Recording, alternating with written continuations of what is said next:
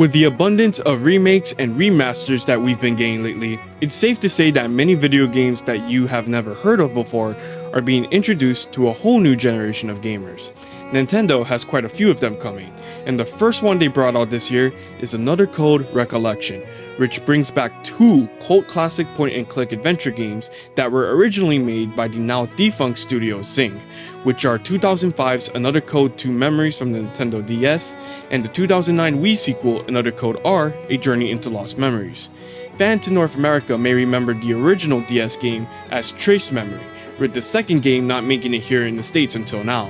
For many, especially in North America, this will be the first time they will be able to experience the complete story of the Another Code series. However, both of these games have been remade from the ground up, looking and playing completely different than how they were originally and presenting both as a continual two-part story.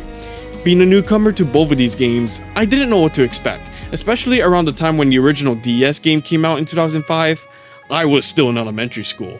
But after playing through the Recollection remake, I came to adore both of these games. But I'll talk about why in a little bit. Starting from the story of Two Memories, you take on the role of Ashley Mizuki Robbins, a 13-year-old girl who was raised by her Aunt Jessica. Shortly before her 14th birthday, she receives a letter from her father, who she believed was dead, and finds herself along with her aunt to boat out to the mysterious Blood Edward Island where her father is waiting. Along the way, she runs into a ghost of a 10-year-old boy named D, who only Ashley can see and hear. The two become friends who help each other find out more about their unknown past. The sequel, Journey into Lost Memories, is set 2 years later when Ashley, now 16 years old, receives a call from her father to go on a camping trip to Lake Juliet, where she begins to have flashbacks of her mother Sayoko from 13 years ago at the same location. While uncovering the truth about her mother, she meets Matthew Crusoe, a 13-year-old boy who ran away from home trying to search for the whereabouts of his father's disappearance, with a format that's similar to Two Memories. The games present themselves as a Resident Evil style experience, minus the zombies, horror, or danger, with a lot of puzzle solving going from one location to the next and finding items such as keys, photos, and other objects. However, both of these games have been completely overhauled to make them more modern in Recollection. From what I looked into the original versions, Two Memories was originally played using the DS stylus with a top-down perspective on the touchscreen, whereas the Wii sequel used a 2D side-scrolling viewpoint to go from one place to the next, while using the Wii remote for the first-person point-and-click exploration sections. However, both of these playstyles have been ditched completely in favor of a 3D third-person over-the-shoulder perspective, with Ashley being able to walk freely around every location in the game. Because of this, and with its art style done by the original's lead artist Taisuke Kanazaki, their modern makeovers are faithful to their original while looking beautifully modern on the Switch.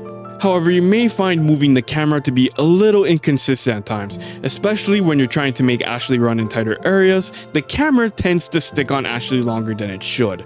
Otherwise, the rest of the controls were smooth overall.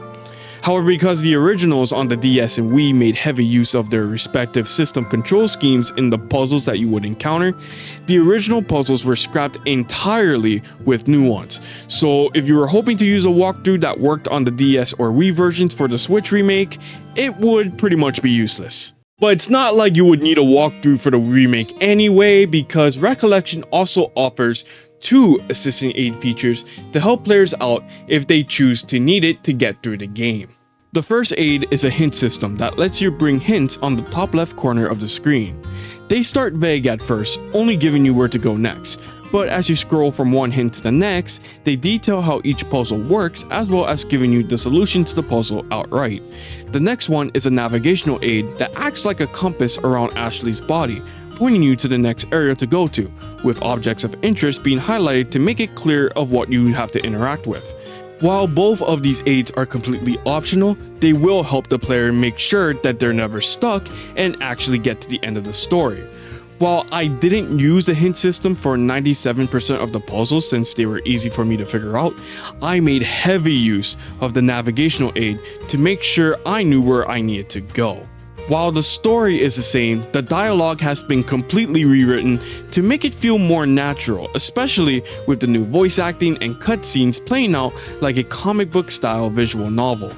However, it's important to mention that since they play out as a continual story, you won't be able to choose which of the two games you want to play first at the main menu. You will start by playing two memories first, and then after experiencing that story, you will be able to play the second game with your progress from the first carried over. Because it combines two games into one, it will take you around 20 hours to play through Recollection without any of the aid assistant features on.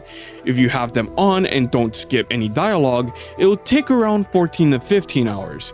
Back when the DS game came out, it was criticized for being too short. So knowing how long it took for me to go through Recollection, it was quite pleasant to see its beefy length. With all of these, it can be certain to classify Another Code Recollection as a brand new game on its own, with the plot being the only thing that is shared between the remake and the originals. But for those in North America who were fans of the 2005 DS game, who were looking forward to finally playing the Wii sequel through Recollection, will have to come to terms that this is not the original experience. It's a different experience that still lets them know how Ashley's story comes to an end. However, the biggest thing that holds Another Code Recollection back from being an instant recommendation is that once you experience both games and reach the credits, you've pretty much seen everything that the game has to offer. No branching paths in the story, no New Game Plus, or any epilogue of any kind. The only thing you will get is an unlockable outfit for Ashley to wear specifically in the Two Memories campaign, so there's not much in terms of replay value after you beat the game. Despite that, I still believe that this game will have a special place in my heart thanks to its story. Up until experiencing Another Code Recollection, no game I ever played got me so emotionally attached to the story and the characters that are associated with it.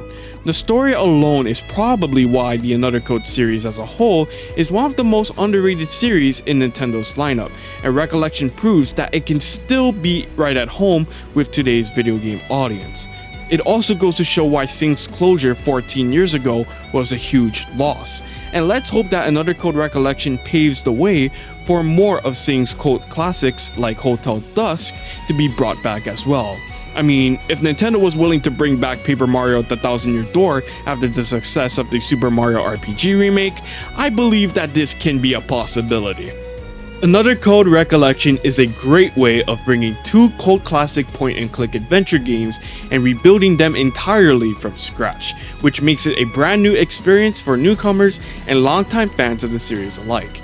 With its beautiful design, compelling story, and overhauled gameplay, they feel modern while still being faithful to how they were originally, despite the lack of replay value when you reach the end credits. But if you're looking for a game that has a solid story, looking to play an adventure game for the first time, or just looking for a game to relax to, Another Code Recollection is a great fit. Another Code Recollection earns an 8 out of 10.